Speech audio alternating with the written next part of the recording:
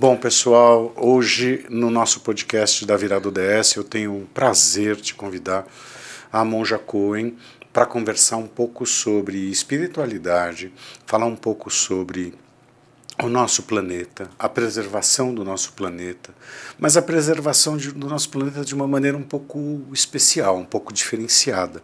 Não só a gente só se preocupar com a questão da vida nos mares, na vida da terra, mas pensar um pouco da gente enquanto ser humano, enquanto essa experiência do viver. E eu queria agradecer a presença da senhora. Somos todos muito fãs da senhora. Espero que a senhora, a gente tenha uma ótima conversa por aqui. Que assim seja, eu agradeço o convite. Maravilha. Uma das coisas que eu gostaria de entender é assim, eu quero começar com uma coisa já um pouco meio abstrata, que é o conceito de impermanência. Né? Porque assim, eu estava conversando com a minha estagiária, a Isabela, e aí a gente estava falando sobre a questão dessa volatilidade que a vida traz, né? Que a gente está aí, né? E em alguma hora a gente não vai estar aí, né?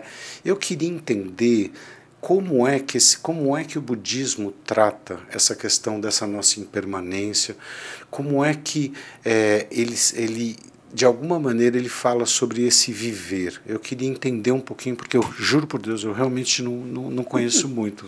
É um dos ensinamentos principais do budismo, a gente chama selos do Dharma, aquilo que confirma que é ensinamento de Buda. É a transitoriedade, a impermanência. Não há nada fixo nem nada permanente.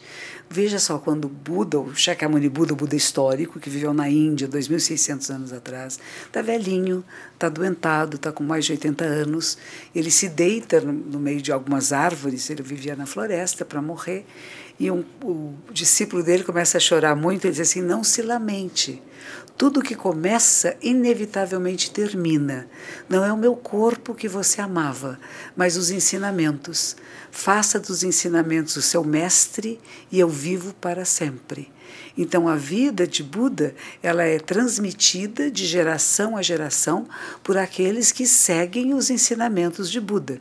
A gente não fala em reencarnação, nem em renascimento, mas o Buda histórico foi um personagem único daquela época, que deixou ensinamentos muito bons, mas o principal selo do Dharma é isso. Tudo está interligado, interconectado. Nós somos a vida da Terra. Nós não viemos de fora, assim ele dizia, e eu acredito, e nem vamos para fora. Nós somos a vida deste planeta. E por isso nós temos que cuidar, porque é o nosso, não é só a nossa casa comum, quando fala o Leonardo Boff, né? É o nosso corpo comum.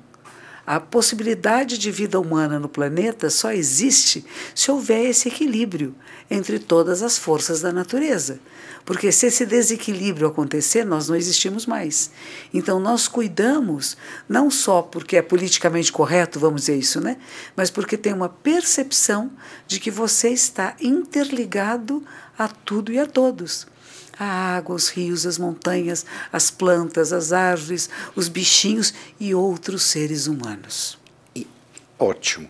Eu tenho uma questão que aconteceu comigo numa viagem agora. Eu até comentei em outra entrevista da gente podcast que eu peguei umas menininhas pequenininhas que eu estava dirigindo o carro, estava com meu filho que é pequeno também, a gente estava dirigindo.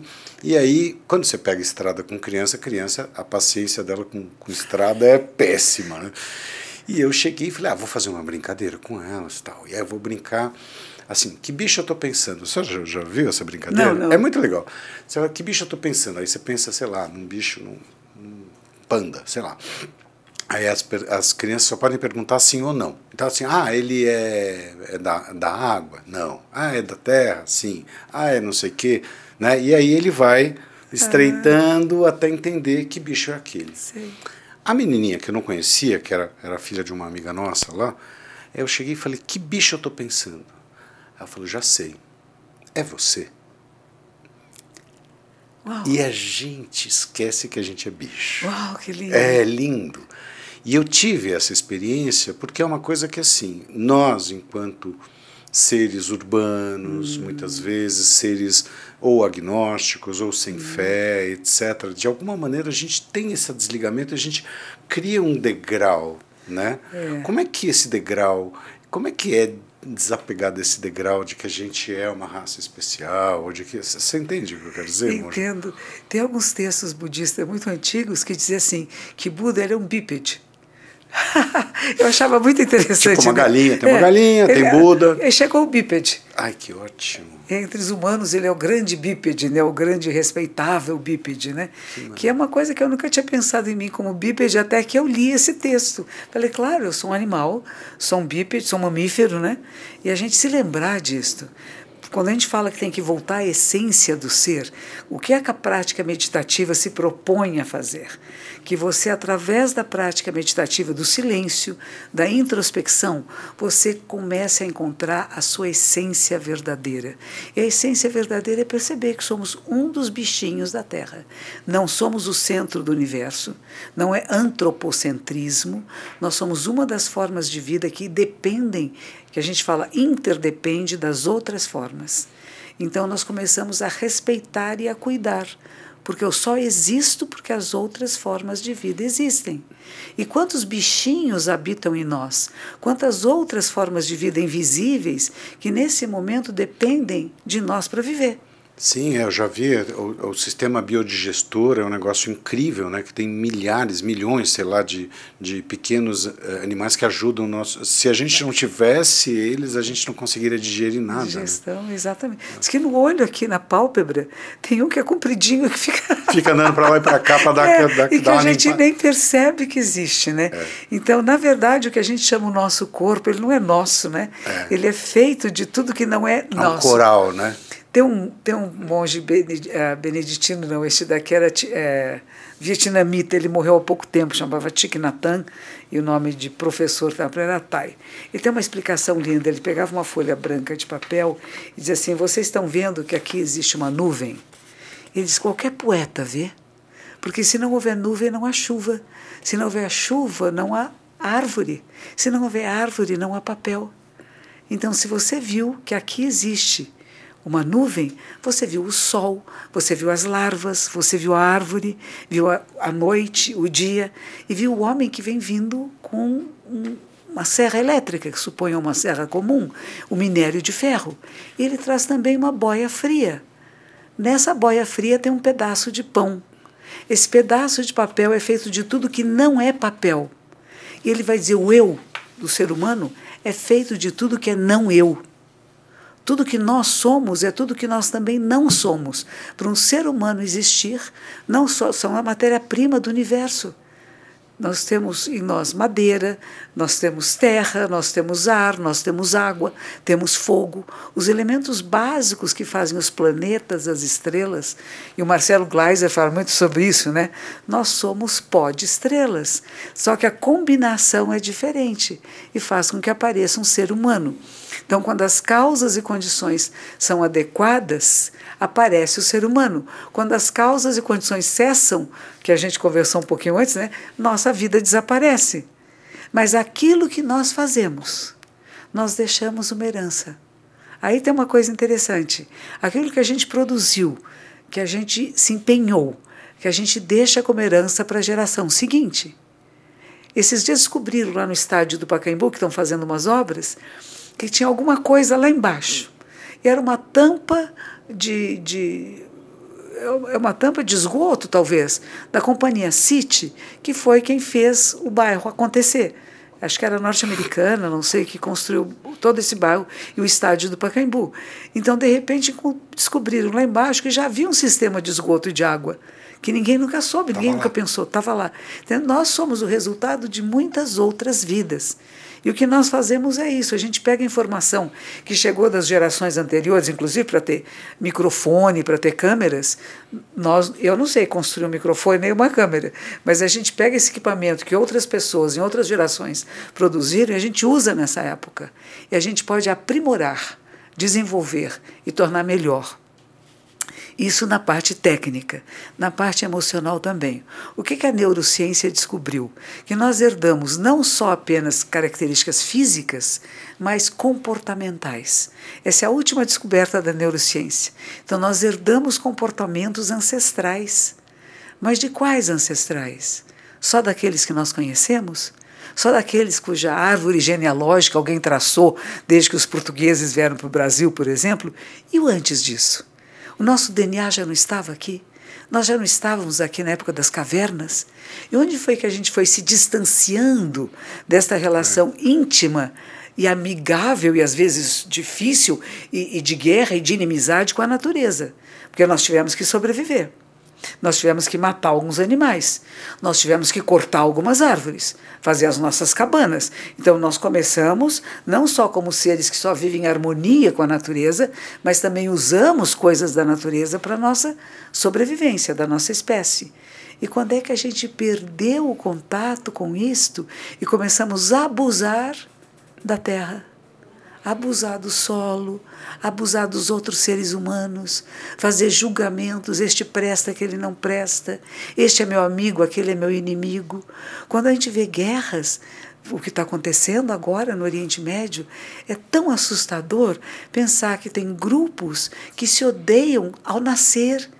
É treinado uma criancinha do momento que nasce, que aquele é seu inimigo, você tem que odiar e querer matar.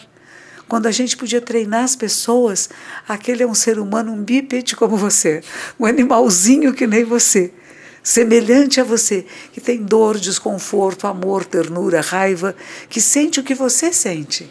Então não é inimigo. São muitos desafios que eu vejo para a gente dar esse passo. Sim. E eu vejo, e eu também, por uma questão da minha própria cronologia, eu percebo que algumas coisas mudaram. Não naquele sentido saudosista, porque eu não sou um cara saudosista, mas eu percebo que essa questão do processo, eu acho que em algum momento a gente perdeu. Eu acho que o digital ajuda muito, ajuda no sentido de piorar essa coisa de que, como esse papel já foi alguma coisa, que já foi alguma Sim. coisa, a gente já está numa relação de ação e reação. Né, a gente já, né, eu brinco, eu falo que se meus filhos se passar 3 dias sem luz lá, eles morrem de fome, eles não conseguem fazer um miojo, né, eles não conseguem fazer uma fogueira, né, eu acho que tem uma coisa do processo, tanto que com o meu pequeno eu resolvi fazer pão com ele. Que legal. Porque pão, tem uma hora que ele olhou e falou assim, bom, e agora o que a gente faz? Eu falei assim, nada.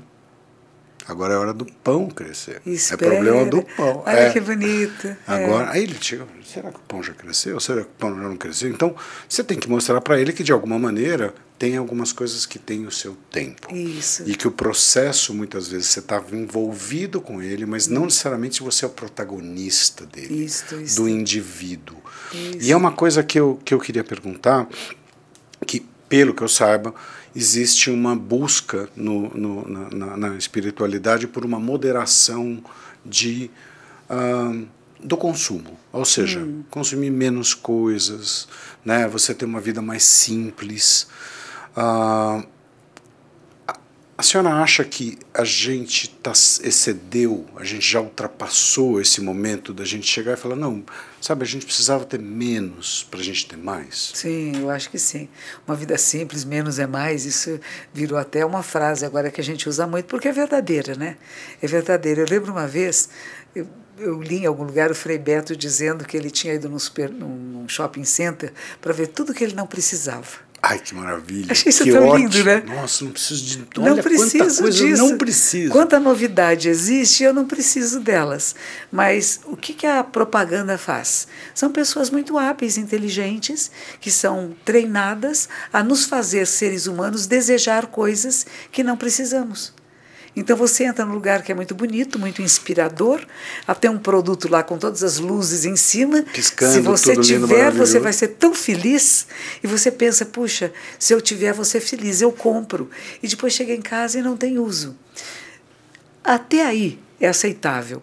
Agora, o que você faz com isso que não tem uso para você? É capaz de doar? É capaz de dar para alguém? Ou você vai pôr dentro de um armário e ocupar um espaço onde coisas que você precisa não cabem? Isso que está acontecendo conosco. Nós somos enganados, ludibriados por pessoas como nós, que têm uma função muito importante, que é de mostrar produtos novos. Então a propaganda, para mim, ela é essencial, ela é fundamental. Eu vou mostrar para o mundo o que nós estamos criando. Temos agora roupas que não pegam vírus, temos produtos novos no mercado, que bom. mas dizer que eu não vivo sem eles e que muitas vezes são coisas desnecessárias nesse momento, nos induz, e principalmente a pessoa que está triste, que está insatisfeita e que ela acha que se tiver coisas... Dizem que é muito comum na depressão as pessoas estourarem seus cartões de crédito, porque elas sentem uma falta, um vazio interior, que acha que se eu comprar coisas, eu vou suprir esse vazio. E não percebe que não são as coisas, que é ela mesma que tem que procurar. É apego. É apego. Apego. Existe... Até onde é possível a gente desapegar? É uma pergunta, eu sei que é um exercício... Né? Uma história antiga que eu gosto muito, é bem antiga mesmo, do século VII, VIII, na China. O professor vivia dizendo ao aluno, desapega, desapega, desapega, e o aluno chega para o mestre e diz, mestre, eu já me desapeguei de tudo, o que eu faço agora? Então assim, joga isso fora. Porque apegar-se... Desapega de novo, que é um processo. Apega-se ao desapego. É. E tem uma historinha também que eu gosto muito, dos encontros interreligiosos. Uma vez um padre católico me contou que quando entrava na ordem religiosa, você não tem nada seu, tudo pertence à ordem, o hábito é da ordem. Eles te dão um lápis que você tem que prestar conta sobre esse lápis, o papel, tudo faz parte da instituição e não da pessoa, que exatamente não tem ideia de meu, isso é meu e tal. E estava esse monge lá já há muito tempo, e um dia ele foi sair da sua cela e cadê o lápis? E ele começou a perceber que ele pensava, onde está o meu lápis? Ele falou assim, puxa, eu achei que estava desapegado de tudo e não estava. E mais uma história cristã também que eu gosto. Eu fui educada numa família cristã, que seria Francisco de Assis, que ele faz uma viagem, ele passa um tempo fora, quando ele volta, está uma baguncinha lá no lugar, né? E ele vai falar com a Clara, que é a Santa Clara, né? Vai dizer, puxa, que pena, né? Eu organizei isso, ensinei tudo, e eles não estão fazendo direito. E ela diz, você não está desapegado ainda? Desapegue até da ordem que você criou. Nossa, é difícil. É difícil, né? É difícil.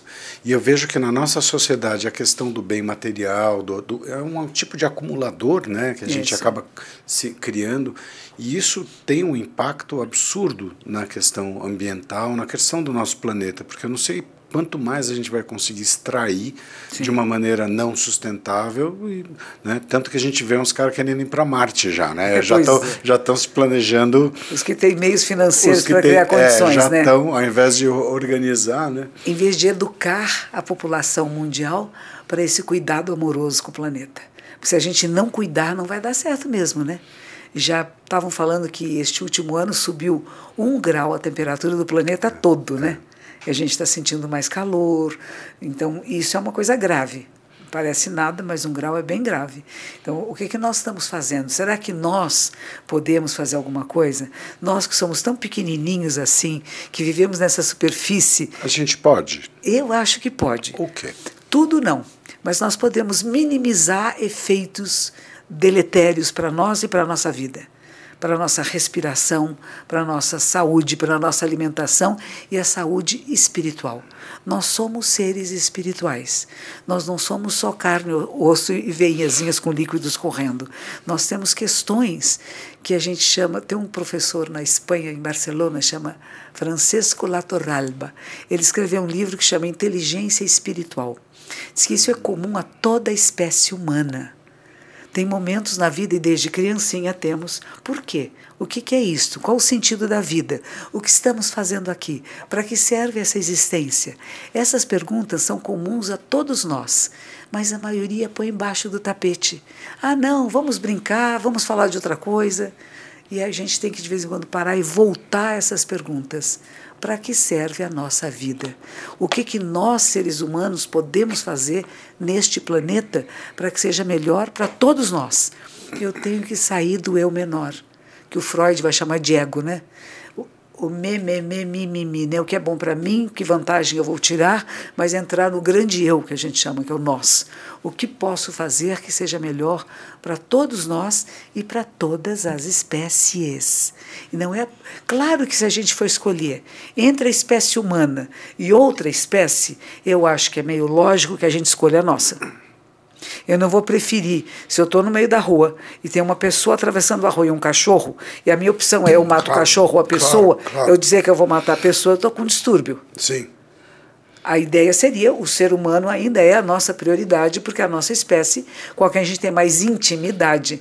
Mas achar que a nossa espécie é o centro do mundo e que tudo que existe foi feito para nosso aproveitamento, não. Foi feito para o nosso cuidado, porque nós podemos cuidar. Nós aprendemos até a tirar sal da água do mar. Não é isso que se faz em Israel? Cada coisa linda que a ciência está descobrindo. Então não é que a gente vai acabar com o planeta.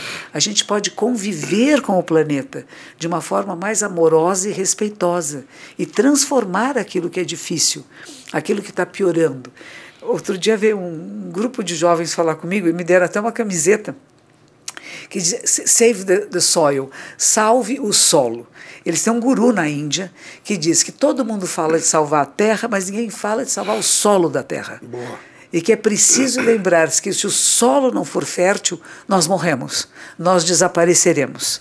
Então vamos começar a cuidar do solo, não deixar que ele fique como um deserto, como já tem muitas áreas no planeta que estão virando desertos.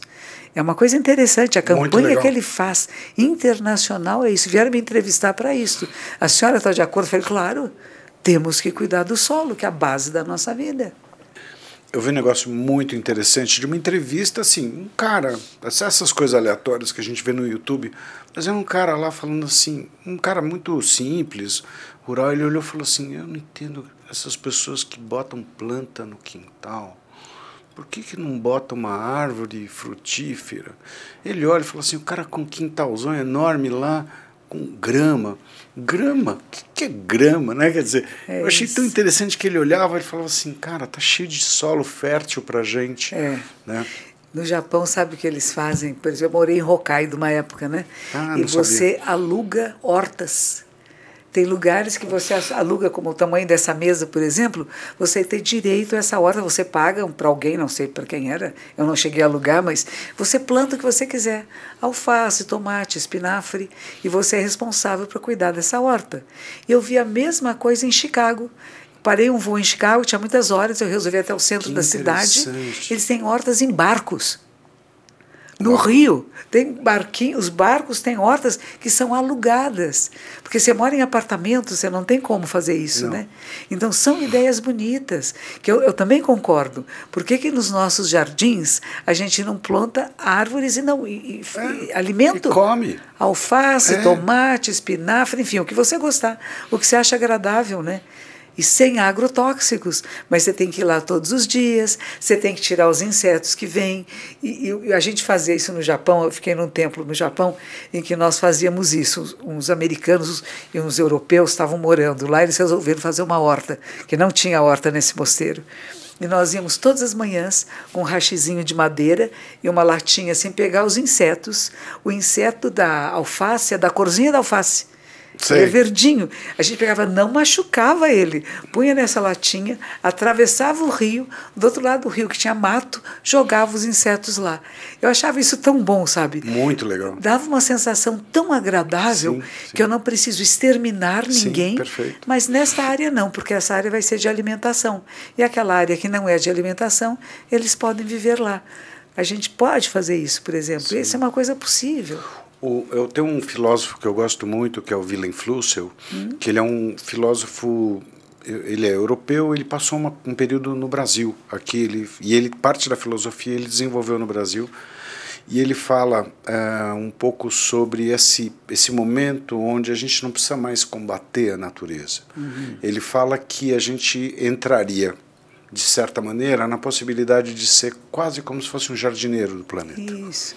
E eu vejo a senhora falando, eu sinto um pouco isso, que a gente já evoluiu tanto, né, no sentido, quer seja em todas as áreas, que a gente poderia, de alguma maneira, a gente ser o jardineiro desse planeta. Eu acho que essa é a nossa função. Eu gosto, o Krenak comenta também, né, que ele brinca sobre a questão das florestas. Primeiro, o Krenak, no último livro dele, ele fala uma coisa maravilhosa, ele fala assim, puxa, vocês falam tanto de cidadania, está na hora da gente falar sobre florestania. Ah, que bonito. E eu olhei e falei, putz, é verdade. Porque para a gente ser cidadão, a gente precisa morar na cidade.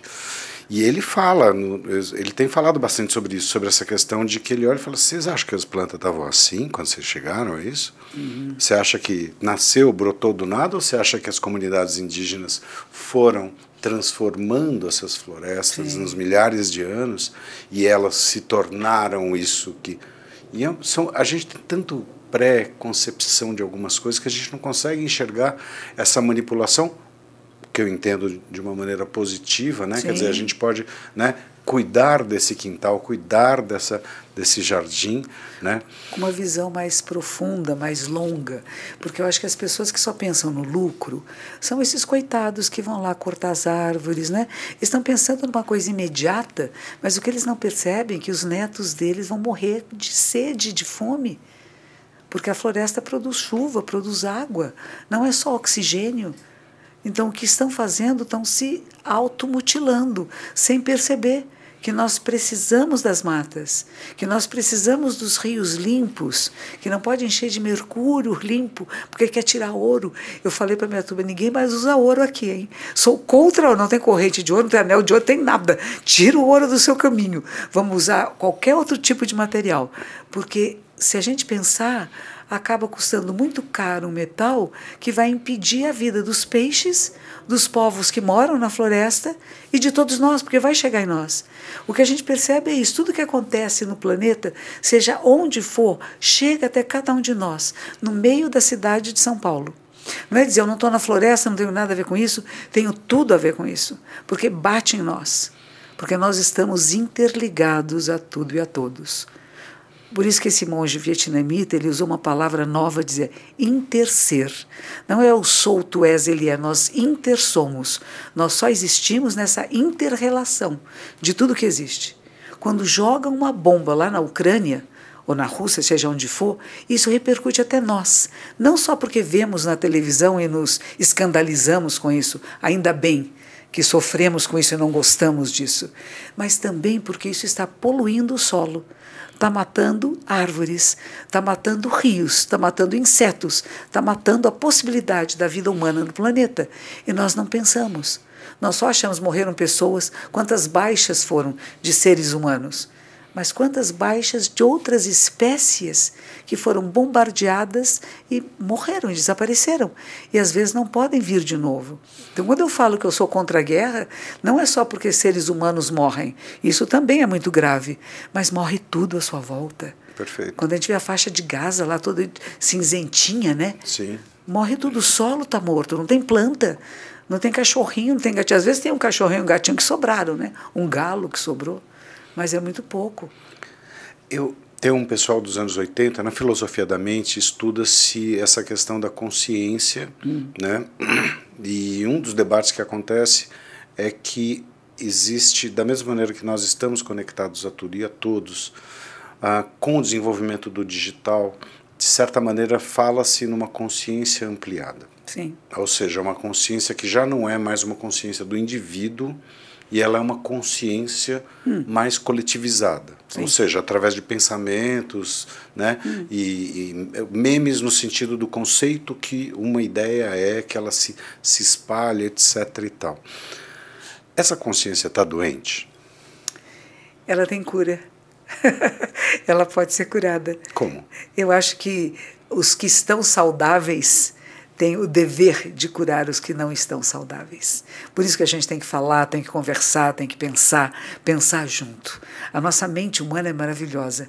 Tudo que a ciência está produzindo, tudo que a tecnologia produz, é cópia rudimentar da mente humana. Se a gente começar a conhecer em mais profundidade a sua mente, a nossa mente, e usá-la de forma adequada, nós podemos curar o planeta. É isso que eu ia perguntar para a senhora, a questão do impacto da meditação na relação com o planeta. A senhora podia falar um pouco sobre isso? Eu acredito nisso profundamente. O processo de meditação, ele chega num lugar, quando você medita de forma profunda e sistemática, na percepção de que você é o todo. Você não é parte do todo, você é o todo manifesto. E vem essa coisa interna de que eu cuido, de ser o jardineiro do mundo, de ser o cuidador do planeta. E é o cuidador da cidade da mesma forma que é o cuidador das florestas. No lugar onde você estiver, é o lugar de cuidar e de fazer que seja melhor não só para você, mas para todos à sua volta. Porque se todos estiverem bem, você está bem junto, você e sua família.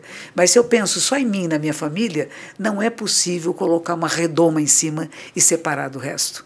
Então, para que haja uma vida melhor, mais digna, para mim, para você, para seus filhos, netos e bisnetos, é preciso que a gente trabalhe para o bem coletivo. Eu não posso pensar só em mim primeiro, eu sou o último da lista. Então, eu vou primeiro pensar o que eu posso fazer com essa energia vital que corre em mim, a capacidade de inteligência que eu possa ter, como é que eu uso isso a favor de todos. Como é que eu uso a inteligência digital, a inteligência artificial, para o bem de todos? Não para dizer eu tenho mais, eu tenho poder, perfeito. Mas como é que eu faço? E nós, imagine todos nós interconectados, pensando na cura comum, trabalhando juntos. O que podemos fazer aqui na cidade de São Paulo, o que a gente pode fazer no Rio de Janeiro, o que a gente pode fazer em Brasília, em Paris.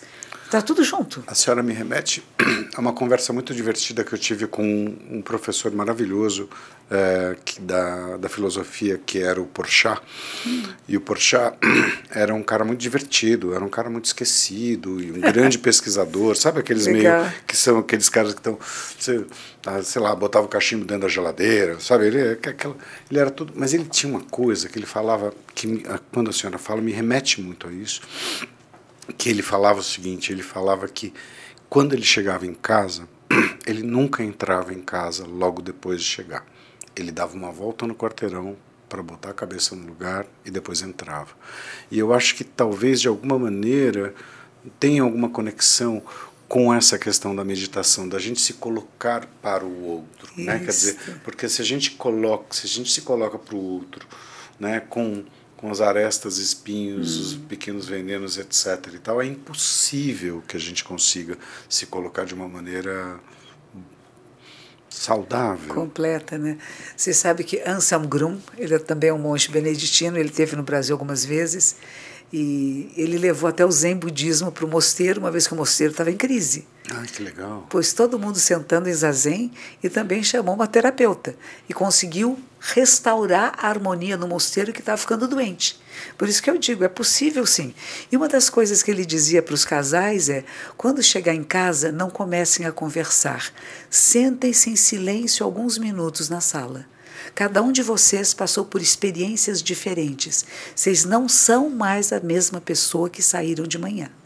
Respeite um ao outro e ouça para entender. Não é dizer, eu conheço você, já sei o que você pensa, não. Você pode estar pensando diferente hoje. Você pode ter tido uma experiência diferente. Que te levou para um caminho diferente. Isso. Então, vamos compartilhar. É outra coisa bonita, parecida com isso de dar a volta no quarteirão, né? E é importante, aquele menino que escreveu Homo sapiens, Homo Deus. Me fugiu. É um nome difícil, porque a gente não está acostumado com esses Harari. nomes. Harari. O que o Harari termina no livro dele, no livro mais fininho dele, nem lembro como é que chama. Eu sei qual que ele diz o seguinte, que a meditação, ele medita, ele faz uma meditação chamada Vipassana. Diz assim, a meditação vai ser a transformação do mundo. Vai acabar com as guerras. E nós vamos voltar a entender, vamos entender que nós somos os cuidadores. Porque a gente sai desse lugar do eu separado. E você entra nesse lugar que você se percebe conectado a tudo. E por isso você cuida. Mas é uma coisa que é de dentro para fora. A gente, às vezes, quer de fora para dentro fazer que as pessoas entendam. Ele diz, isso também é possível através da lógica, da filosofia, do pensamento, do diálogo. Mas existe um outro lugar, que é você adentrar na essência de você mesmo e se reconhecer interligado a tudo e a todos.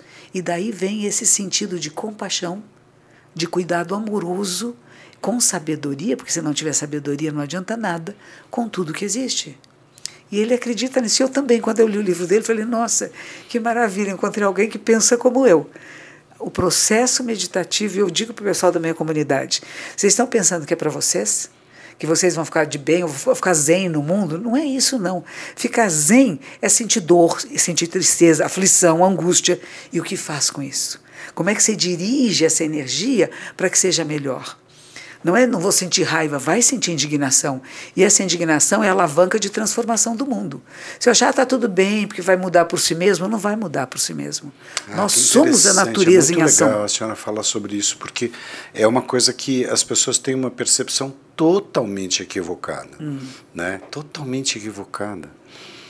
É que eu vou sair do mundo, né? Eu vou ficar meditando, posso estar acontecendo o que acontecer, está tudo bem. Caindo o mundo. Imagine. É o contrário. Por isso que quase uma alienação, né? Pois é. Vende-se como. Não, as pessoas pensam, interpretam assim. E tem gente que diz para mim, eu não consigo meditar. Eu falei, como não? Quando eu começo a meditar, eu fico pensando muito. Que bom!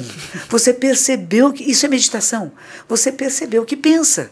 E que tem muitos pensamentos, múltiplos impulsos que vêm sobre nós. Tem memórias, tem ansiedades, tem sentimentos, emoções. Que maravilha, a mente é incessante e luminosa. Meditar é conhecer a mente. Só que você começa a perceber não só pensamentos, como espaços entre eles. Por exemplo, nós dois estamos aqui na sala, meu foco de atenção é você. Mas, ao mesmo tempo, eu sei que existe um espaço entre nós, entre sua cabeça e o teto, entre sua cabeça e as paredes laterais, e entre nós dois. E isso também é verdade. Então eu tenho uma visão mais gestáltica, uma visão desse todo. Perfeito. E a meditação nos facilita essa visão. Uma visão gestáltica de eu estar me olhando perante o resto.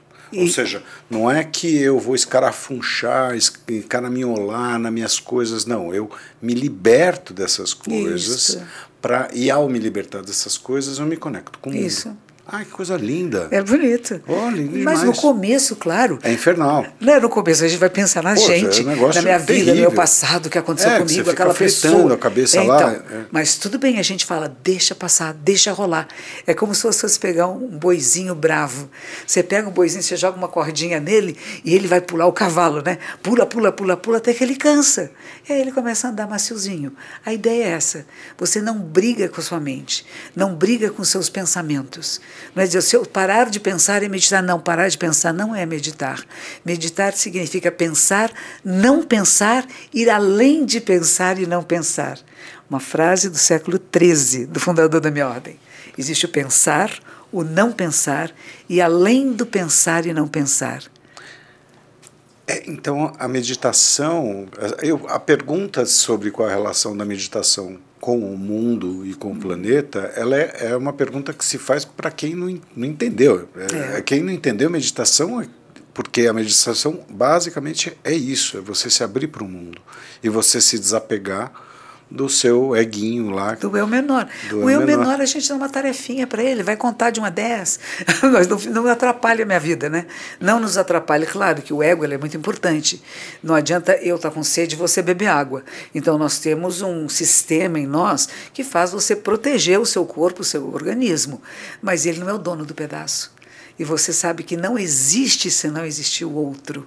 E essa relação do eu com o outro, ela fica muito sutil, mas ela existe. Qual seria um primeiro passo para que alguém possa buscar uma experiência como essa que a senhora sugere? Tem que meditar. Tem que meditar. Tem que sentar. Mas eu posso chegar hoje em casa sozinho, não preciso... É sempre bom ter alguém que já tenha passado pelo processo, né? Que possa orientar, porque às vezes a gente fica sem saber, né? Nossa, estou enlouquecendo, fiquei pensando cada coisa, tem cada coisa feia que eu penso, foi tudo bem. Só penso coisa linda. Teve uma senhora que uma vez veio meditar comigo e disse assim, monja, eu estava do seu lado e tinha uma porção de monges de amarelo. Eu falei, que bonita a sua imaginação, né? Isso é imaginação, não tinha nenhum monge amarelo do meu lado. Então ela imaginou tudo isso porque é a projeção que ela tinha da ideia de práticas meditativas. E a gente vai cortando isto. Vai cortando, também não é, também não é, também não é. E até que você chega no que a gente chama a essência. Tinha uma vez uma senhora japonesa que ela fez um retiro e no final o professor chamou ela na frente de todo mundo e disse assim, ela obteve a iluminação. E ela fez um seguinte poema. O poema dela era assim, o galo cantou, cocoricó. Fim. é o que é, assim como é. Não é bonito, não é feio, não é certo, nem errado. O galo canta. Só que em japonês, em vez de cocoricó, eles falam kikuká, kikuká. Kikuká quer dizer, você ouviu? Então é um jogo de palavras. Kikuká, kikuká. É isso aí. Você percebeu isso? Você estava em meditação e ouviu que o galo cantou? Não. Estava lá tanto na minha cabeça, nos meus dramas, nas minhas coisas, que eu perco o contato com a realidade. Se uma pessoa sair de uma sala de meditação e for atropelada, ela não meditou. Porque ela não estava ciente do som do carro, ela pode não ter visto o carro. Ela não percebeu. Então é você ficar com todos os sentidos alertas, mas não é alerta de pânico, né? É de percepção, tá ligada. É muito legal porque a senhora está falando de uma coisa que, assim, eu fotografo, fotografo. E tem uma coisa, o pessoal da equipe deve saber disso, né? Que quando a gente fotografa, você passa o dia inteiro fotografando, tem uma hora que você tira a câmera, mas você está vendo tudo. Você vê tudo, você vê o reflexo, você vê não sei o que, você fica, você entra num estado de atenção que você vê coisas que no cotidiano você não vê. Tem uma... Samadhi. A gente chama isso de samadhi. É o estado de samadhi, da plena atenção. E atenção tão plena que não tem mais eu e a plena atenção. É tudo você junto. se torna plena atenção. Enquanto houver uma coisa, eu tenho que treinar a minha atenção, ainda estou dividido. No momento em que eu me torno essa plena atenção, não há mais separação. Eu sou a atenção. A plena atenção. Eu sou a visão. E meus olhos tudo veem. Porque a gente treina isso. Então, a nossa mente e o nosso corpo podem ser treinados, educados e formados para pensar e ser no mundo de forma diferente. Não para tirar vantagens pessoais para mim, mas o que eu tenho a oferecer ao mundo. O que eu posso dar ao mundo. Quando faz uma foto, né, vai ser a minha melhor foto, né? A gente sempre pensa nisso, né? Mas fala, não, vai ser uma foto que vai mostrar alguma coisa para alguém que não tinha visto. Vai desenvolver uma capacidade de visão que estava escondidinha, estava esquecida. Um ângulo que ninguém viu. Que ninguém viu. Aquela coisa que ninguém prestou atenção. É interessante isso, né? Monja, brigadíssimo pela conversa. Nossa, bom falar com você. Nossa, você é incrível, brigadíssimo. Eu queria agradecer a presença da Monja Coen. Eu aprendi demais, espero que vocês tenham aprendido também. Nossa, eu tive uma oportunidade única aqui, estou muito grato. Muito obrigado pela sua presença. Muito agradável. Obrigado. Quiser fazer zazen, pode vir ao templo. Eu vou. Bem-vindo sempre. Muito obrigada. Obrigado, querido.